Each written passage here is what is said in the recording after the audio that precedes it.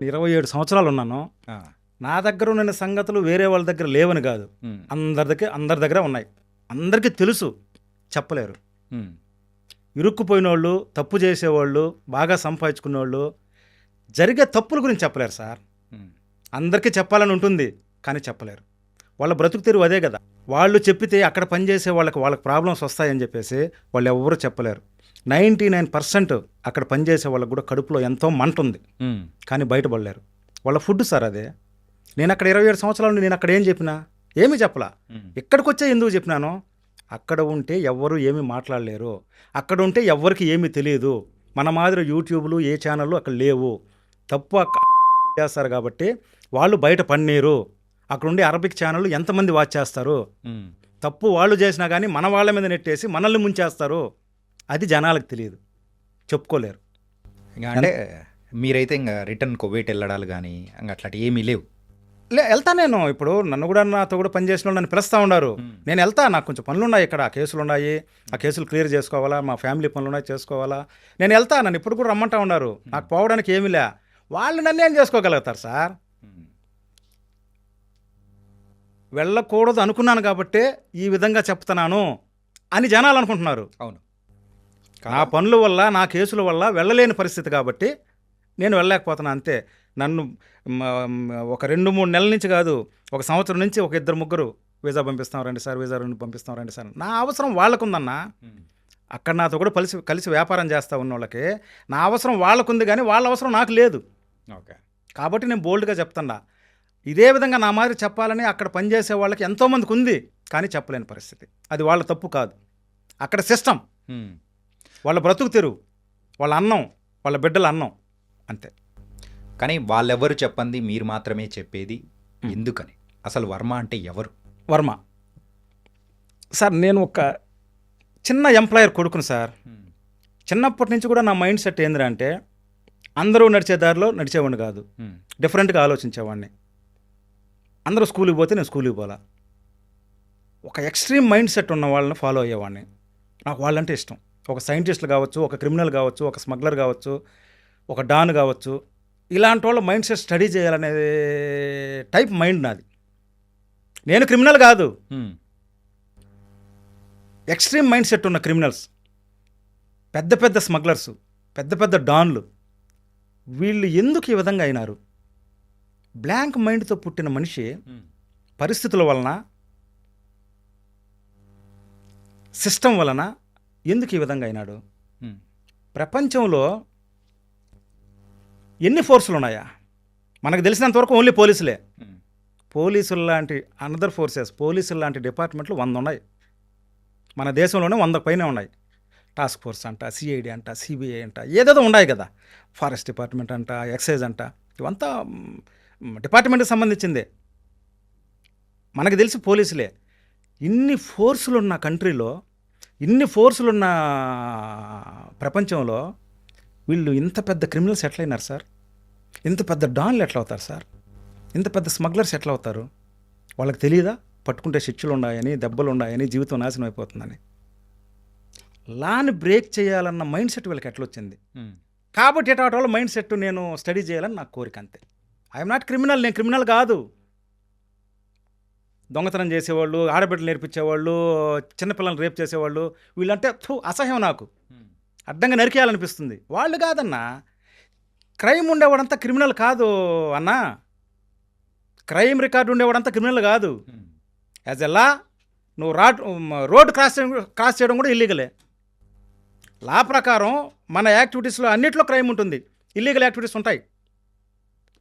కానీ నా మీద ఇప్పుడు క్రైమ్ రికార్డు ఉంది. I'm not criminal.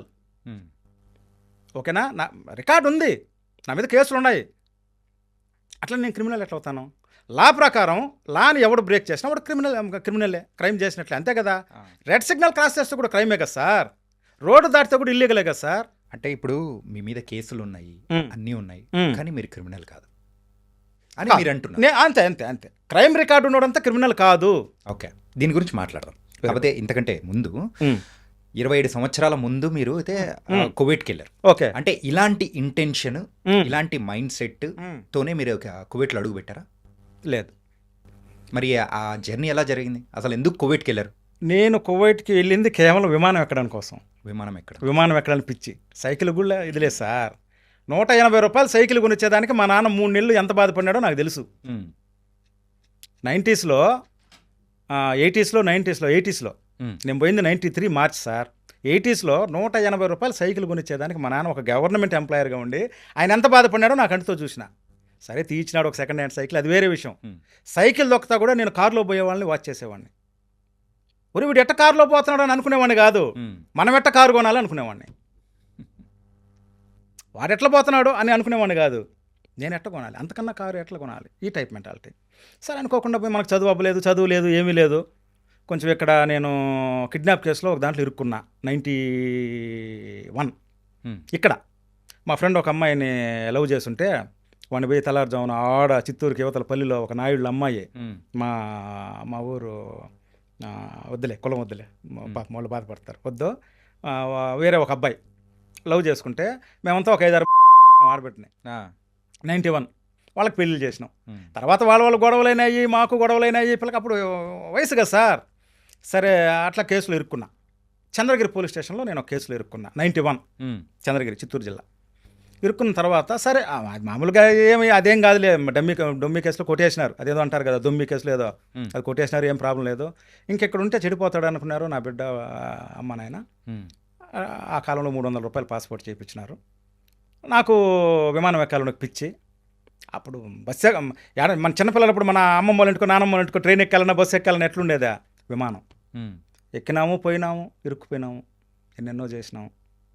ఇరుక్కుపోయినా అంటే ఏంది? ఇరుక్కుపోయినా అదే కాదు, ఒక ప్రాసెస్ ఒకసారి నాకు కరెక్ట్గా చెప్పండి. ప్రాసెస్ ఏం లేదు సార్, సింపుల్గా చెప్తాను. ఇప్పటికి ఎంతో చెప్పేసినాను, మళ్ళీ చెప్తాను. 93 మార్చ్ పోయినాను. 1 సంవత్సరం బ్రౌజింగ్ సెంటర్లో చేసినాను. ఇంటర్నెట్ బ్రౌజింగ్ సెంటర్, అప్పుడప్పుడే వచ్చిన కంప్యూటర్లు, దాంట్లో పనిచేసినాను. ఆ నెట్ కేఫ్లో పనిచేసేటప్పుడు, ఆ బ్రౌజింగ్ సెంటర్లో పనిచేసేటప్పుడు పెద్ద పెద్ద ఆఫీసర్లు, పెద్ద పెద్ద స్మగ్లర్లు, డాన్లు, కోవిట్లో ఉన్న స్మగ్లర్లతో నాకు పరిచయం ఏర్పడింది. నా స్మార్ట్నెస్, నా తెలివి, నా లాంగ్వేజెస్, నా తెలివి ఇది చేసి వాళ్ళు నన్ను 1 సంవత్సరం తర్వాత వాళ్ళే అకామా కొట్టుకున్నారు, నన్ను తీసుకొమ్మినారు, పనిలో పెట్టుకున్నారు. నేను ఓన్లీ ఎంప్లాయర్, వాళ్ళ దగ్గర పని చేసేవాడిని. పైలట్గా చేసేవాడిని. పైలట్గా అంటే ఏ టైంలో సరుకు పోవాలా, కోవిట్లో ఏ టైంలో సరుకు పోవాలా, ఏ టైంలో పోవాలి, ఏ టైంలో చెకింగ్లు ఉండవు, ఏ రోడ్లో పోతే చెకింగ్లు ఉండవు. అల్లాహ్ అక్బర్ టైం 5 నిమిషాల టైం, సరుకు పోయి ఎక్కడ ఉండాలా, ఆ 5 నిమిషాల్లో ఎట్లా డెలివరీ చేయాలా, సరుకు బయలుదేరే ముందు పైలట్ కారు ఎట్లా పోవాలా, ఏ రూట్లో పోవాలా, నేను ముందు పోయేవాడిని, వాచ్ చేసేవాడిని. ఫోన్ల ద్వారా అన్నీ జరిగేది. అప్పుడు మామూలు ఫోన్లు కాదు, శాటిలైట్ ఫోన్లు. ఆ విధంగా మెయింటైన్ చేసేవాడిని. నేను నచ్చినాను, నాకు వాళ్ళే అకామ కొట్టుకున్నారు. కోయోటోడ్ కన్నా ఎక్కువగా బతికిన ఆ కాలంలోనే. ఫ్రమ్ 94 ఫ్రమ్ 2020 అంత లగ్జరీగా బతికిన.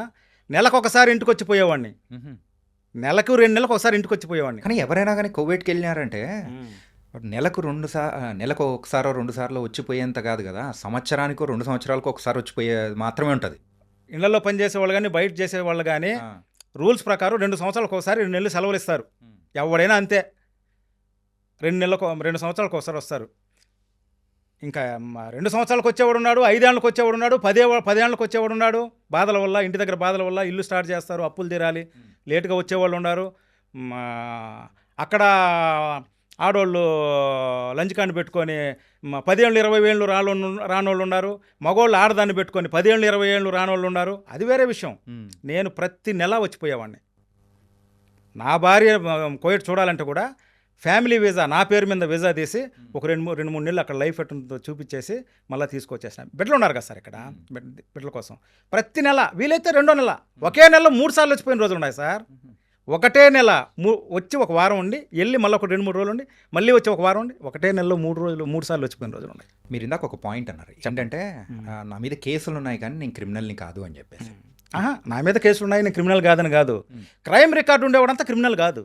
ఓకే, క్రైమ్ రికార్డు ఉన్న వాళ్ళంతా క్రిమినల్ కాదని. ఎఫ్ఐఆర్ బుక్ అయినోడంతా క్రిమినల్ కాదు సార్. ఓకే సరే, ఇప్పుడు మీరు ఒక ఎగ్జాంపుల్ చెప్తా. ఒకటి దీనికంటే ముందు ఏంటంటే తప్పుని ప్రోత్సహిస్తూ దానికి హెల్ప్ చేసేవాడు కూడా క్రిమినలా కాదా? క్రిమినల్. మరి మీరు దానికి హెల్ప్ చేశారా లేదా? ఏ హెల్ప్ చేసినాను అంటే పైలట్ గా చేయడం కానీ, స్మగ్లింగ్. అవును, ఇప్పుడు ఏదైనా కానీ తప్పే కదా. ఎట్లా తప్పు? స్మగ్లింగ్ వ్యాపారం. ఆ వ్యాపారమేనా? స్మగ్లింగ్ అనేది కేవలం వ్యాపారం, it's not a crime. As a law it's crime, నేను చెప్తాను. Okay. As a law it's crime. Okay, law ప్రకారం అన్నీ క్రైమే సార్, అన్నీ ఇల్లీగలే. నువ్వు రోడ్డు కూడా క్రాస్ చేసినా కూడా అది క్రైమే, అది ఇల్లీగలే. పెళ్ళాన్ని కొట్టి ఎఫ్ఐఆర్ బుక్ అయితే కూడా అది క్రైమే. పెళ్ళాన్ని కొడితే క్రైమా? కాదా? క్రైమ్ రికార్డు ఉన్నోడంతా క్రిమినల్ కాదు సార్. అవును, పెళ్ళాం బాధ పెడతాందయ్యా మొగుడినే, ఎట్లా క్రిమినల్ అవుతాడో? ప్రపంచంలో ఉండే లా ప్రకారము క్రిమినల్ రికార్డు ఉండేవాడంతా క్రిమినల్ కాదు. గతి లేక క్రిమినల్ అవుతాడు, ఫుడ్ కోసం క్రిమినల్ అవుతాడు, క్రైమ్ చేద్దామని క్రైమ్ అవుతాడు. యాక్చువల్ క్రైమ్ నా దృష్టిలో ఏంటంటే చిన్నపిల్లలు రేప్ చేయడం, చంపేయడం, అమ్మాయిల్ని ఏడిపించడం, దొంగతనం చేయడం, డబ్బులు తీసుకొని ఏడిపించడం, మోసం చేసి డబ్బులు తీయడం, ఇది రియల్ క్రైమ్. ఓకే. సామాన్య మానవుడిని బాధ పెట్టేది రియల్ క్రైమ్. స్మగ్లింగ్ అంటే క్రైమ్ అవుతుంది సార్. స్మగ్లింగ్ అనేది వ్యాపారం. ఓకే, మీ దృష్టిలో Yes. అది కాదు. ఓకే, నేనైతే ఒప్పుకోను. సరే. కోవిడ్లో మరి కోవిడ్ నుంచి వచ్చేటప్పుడు కానీ వెళ్ళేటప్పుడు కానీ సుమారు నెలకు 2 సార్లు 3 సార్లు వచ్చిపోయేవాళ్ళు. కాకపోతే అక్కడ బతికే వాళ్ళు ఇక్కడి నుంచి వెళ్ళిన వాళ్ళ లైఫ్కి మీ లైఫ్కి చాలా డిఫరెన్స్ ఉందని అర్థమవుతుంది. కానీ వాళ్ళు పడిన బాధలు అనేది మీకు ఎలా తెలుసు? మీరు ఇన్ని సంవత్సరాల్లో వాళ్ళ బాధలు ఏం చూశారు? ఏ విధంగా బాధలు? ఇళ్లలో పనిచేసేవాళ్ళ, బయట పనిచేసేవాళ్ళ? ఇద్దరివి కావాలన్నా? ఇద్దరివి కావాలి. ఫస్ట్ ఇళ్లల్లో పనిచేసే వాళ్ళ గురించి మాట్లాడుకుందాం. ఎందుకు అంటే ఇప్పుడనే కాదు, మన సీమ వాళ్ళ దగ్గర నుంచి మనం చూసుకున్నామంటే కడప జిల్లా కానీ, చిత్తూరు జిల్లా కానీ, మన అనంతపురం జిల్లా కానీ, ఇట్లా వెళ్ళే వాళ్ళు ఎక్కువగా కోవిడ్కే ఎక్కువ వెళ్తూ ఉంటారు. అవును. ఏంటంటే అరే పక్కింటోడు వెళ్ళినాడు బాగుంది, ఆడ మళ్ళీ రిటర్న్ వచ్చేటప్పటికి ఫుల్ బంగారు నగలు వేసుకొని వచ్చి అరే ఫుల్ జలసాగున్నాడు ఇడు అని చెప్పేసి అది చూసి ఇన్స్పైర్ అయిపోయి వెళ్ళిన వాళ్ళు కూడా చాలా మంది. అది కూడా నేను చెప్పినాను కదా, వేసుకొని చుట్టుపక్కల వాళ్ళు వచ్చిన బంగారు, వాళ్ళు కొన్ని బండి, వాళ్ళ ఖర్చు పెట్టడం, వాళ్ళు తాగడం, తిరగడం, హంగామా చూస్తూ ఉంటే ఎవరికైనా పోవాలనిపిస్తుంది. ఇక్కడ ఏదో డబ్బు చెట్లకు కాస్తా ఉంది, వెళ్ళిపోవాలని అనిపిస్తుంది. నెంబర్ 2, నా విధంగా అయితే ఒక విమానం కోసం పోవాలనిపిస్తుంది. అంతే. ఓకే, మీరు అడిగేది ఏంది? ఇళ్లలో పడే కష్టాలు, బయట పడే కష్టాలు. ఫస్ట్ ఇళ్ళల్లో ఈ కష్టాల గురించి చెప్పాలంటే ఖచ్చితంగా వీసా ప్రాసెస్ గురించి చెప్పాలి. Okay, visa process. మీరు అమెరికాకో, లండన్కో, సింగపూర్కో, బయట దేశానికి పోవాలరా అంటే వీసా కోసం మీరు ఎక్కడికి వెళ్తారు అన్న చెప్పండి? ఎంబసీకి వెళ్తాం. ఎంబసీకి వెళ్తాం. ఏ దేశానికి వెళ్ళాలనుకుంటే ఆ దేశం ఎంబసీకి పోయేసి వాళ్ళకి ఏం డాక్యుమెంట్స్ కావాలో ఇచ్చి వీసా తీసుకొని వెళ్ళిపోతాం. నీకు ఒక మనిషి వీసా ఇవ్వడు, ఆ దేశ గవర్నమెంట్ నీకు వీసా ఇస్తుంది. అంతే కదా? అవును. ఆ దేశం ఎంబసీ నీకు వీసా ఇస్తుంది, ఆ గవర్నమెంట్ నీకు పర్మిషన్ ఇస్తుంది. నువ్వు ఆ దేశంలోకి రావచ్చు, విజిటింగ్గా కానీ, పని చేసుకునేదానికి కానీ, దేనికైనా కానీ. ఈ గల్ఫ్ కంట్రీ సిస్టమ్ ఎట్లా తెలుసా? ఎస్పెషల్లీ ఈ కోవిడ్ సిస్టమ్ ఎట్లా తెలుసా? వీసా ప్రాసెస్ అని అందరూ అనుకుంటారు కానీ పక్కా broker process, women trafficking process. ఏంటది అసలు యాక్చువల్గా? నాకు ఇది కొంచెం క్లారిటీగా చెప్పండి. క్లారిటీగా. ఏ దేశమైనా గవర్నమెంటు ఒక మనిషికి వీసా ఇస్తుంది. కువైట్ మాత్రం ఆ గవర్నమెంట్ వీసా వాళ్ళ రక్త సంబంధీకులకు మాత్రమే ఇస్తుంది. మనకు వీసా పంపిస్తారు. ముసలోడు కొడుకో, కోడలో, మనవడో, మనవరాలు, ఆ డిఎన్ఏ ఆ దేశంలో పుట్టినోడికే వీసా వస్తుంది. నువ్వు పోయి డైరెక్ట్గా అడిగితే గవర్నమెంట్ నీకు డైరెక్ట్గా వీసా ఇవ్వదన్నా, వాళ్ళోడికి ఇస్తుంది, వాళ్ళోడు నీకు పంపిస్తాడు. కద్దామా కావచ్చు, డ్రైవర్ కావచ్చు, కంపెనీ వీసాలు కావచ్చు, ఏదైనా సరే కఫీల్ గవర్నమెంటు ఒకటికి ఇస్తుంది. వాడు కఫీల్ అనమాట, వాడు దేవుడు, వాడు స్పాన్సరు. వాళ్ళు మనకు వీసా పంపిస్తారు. మనం చేతులు ఇరుక్కున్నట్టే, గవర్నమెంట్ ద్వారా పోవడం లేదన్నా, మనం గవర్నమెంట్ చేతికి వెళ్ళడంలే. ఇంకొక ఎగ్జాంపుల్ చెప్తా. కువైటోడు మన దేశానికి వస్తూ ఉన్నాడు, చదువుకునేదానికి వస్తున్నాడు, హాస్పిటల్లో వైద్యానికి వస్తున్నాడు, విజిట్ వీసా మీద మన దేశాన్ని చూసేదానికి వస్తున్నాడు, వ్యాపారం కోసం వస్తూ ఉన్నాడు, హాస్పిటల్ కోసం వస్తున్నాడు, చదువుకునేదానికి వస్తున్నారు. ఇక్కడ ఎంబసీలు వీసాల డబ్బు అంతా దెంగేదానికి ఎక్కడ ఉద్యోగాలు చేస్తున్నారు. వీసాలు ఎవరు ఇచ్చినారన్నా? ఈ కోయకి వీసాలు ఎవరు ఇచ్చినారు? మీరు ఇచ్చినారా? గవర్నమెంట్. నేను ఇచ్చినానా? మీరు ఇచ్చినారు సార్? ఇండియన్ గవర్నమెంట్ ఇచ్చింది. మన ఇండియన్ ఎంబసీ వాళ్ళు అక్కడ మన ఇండియన్ ఎంబసీకి పోయి నేను ఇండియాకి పోవాలనుకుంటున్నాను ప్రాంతం కోసం అంటే మన ఇండియన్ ఎంబసీ వాళ్ళకి ఇచ్చింది. అంతే కదా? అవును. మనం కోవిట్కి పోయి పని చేసుకోవాలనుకుంటే వాళ్ళు మనకి ఇస్తున్నారా? ఎక్కడ? అక్కడ కోవిట్ ఎంబసీ వాళ్ళు మన ఇండియన్ ఎంబసీ వాళ్ళు మనకి ఇస్తున్నారా? కోవిట్ ఎంబసీ వాళ్ళు ఇస్తున్నారా? ఎక్కడుండే కోవిట్ ఎంబసీ వాళ్ళు ఇస్తున్నారా? ఆ దేశంలో పుట్టిన క్రిమినల్ మనకు వీసా ఇస్తున్నారు. మనం డైరెక్ట్గా ఒక క్రిమినల్ చేతులకు వెళ్ళిపోతున్నాం, మనం గవర్నమెంట్ దగ్గరికి వెళ్ళడంలా. అర్థమైందా మీకు? అర్థం. ఇంకా కొంచెం ఏమైనా క్లియర్గా చెప్పమంటారా? చెప్పండి. కఫీల్ సిస్టమ్ ఉమ్, మనం వాడి సొంతం. మనం గవర్నమెంట్ ద్వారా ఆ దేశంలోకి పోవడంలే, ఉమ్, ఒక విధవనా కొడుకు ద్వారా ఆ దేశంలో అడుగు పెడుతున్నాం. ఉమ్, ఇప్పుడు చదువుకోలేని కూడా అర్థమవుతుంది. అది వీసా సిస్టమ్ అనేది. సరేనా? అందరూ వీసా సిస్టమ్ వీసా ప్రాసెస్ అంటారా కానీ నేను పరమ నీచమైన ప్రాసెస్ అని చెప్తా. బ్రోకర్ ప్రాసెస్ అని చెప్తా. ఉమ్, బ్రోకర్ సిస్టమ్ అని చెప్తా.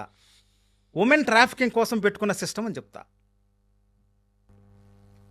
అక్కడ గవర్నమెంట్ ఆ వీసా ఇస్తుందన్నా, ఆడవాళ్ళకి కానీ మగవాళ్ళకి కానీ వీసా ఇస్తుందన్నా, వాళ్ళు మనకు పంపిస్తారు. ఉమ్, ఇక్కడ అక్కడ పనిచేసే వాళ్ళు బయట డ్రైవర్లుగా కద్దామాలుగా కంపెనీలో పనిచేసే కొంతమంది బ్రోకర్లు ఉన్నారు. వాళ్ళ దగ్గర వీసాలు కొంటారు. కొంటారా? కొనే సిస్టమ్ ఉంది, ఫ్రీగా తీసుకునే సిస్టమ్ ఉంది. బాబా నేను ఏం కావాలి నీకు? వాడు ఒక కోయటోడు అడుగుతాడు, నాకు ఒక డ్రైవర్ కావాలా, ఒక హౌస్ మేడ్ కావాలా, కంపెనీలో పనిచేసేదానికి కావాలా, నేను మంచి వాళ్ళని తీసుకొస్తా. వాడి దగ్గర వీసా తీసుకుంటారు. వాడి దగ్గర వీసా ఫ్రీ నా కొడుకులు మనోళ్ళే. ఉమ్, నేను కోయటోడు గురించి చెప్పడం అయిపోయింది. ఉమ్, గవర్నమెంట్ తప్పు చేసి కొడకలకి ఇస్తుంది కోయటోళ్ళకి. ఆ కోయటోళ్ళకి ఏం చేస్తున్నారు? మధ్యలో ఉండే మన బ్రోకర్కి ఇస్తున్నారు. ఉమ్, నాకు ఒక మనిషిని పిలిపించని చెప్పేసి వాళ్ళ దగ్గర ఫ్లైట్ టికెట్ తీసుకుంటారు. ఈ మధ్యలో బ్రోకర్లు ఆడవాళ్ళు ఉన్నారు, మగవాళ్ళు ఉన్నారు. అక్కడ వీసాలు తీసి మనోళ్ళకి పంపించేవాళ్ళు. మీరు కూడా మనోళ్ళు ఉమ్, పరమ బ్రోకర్.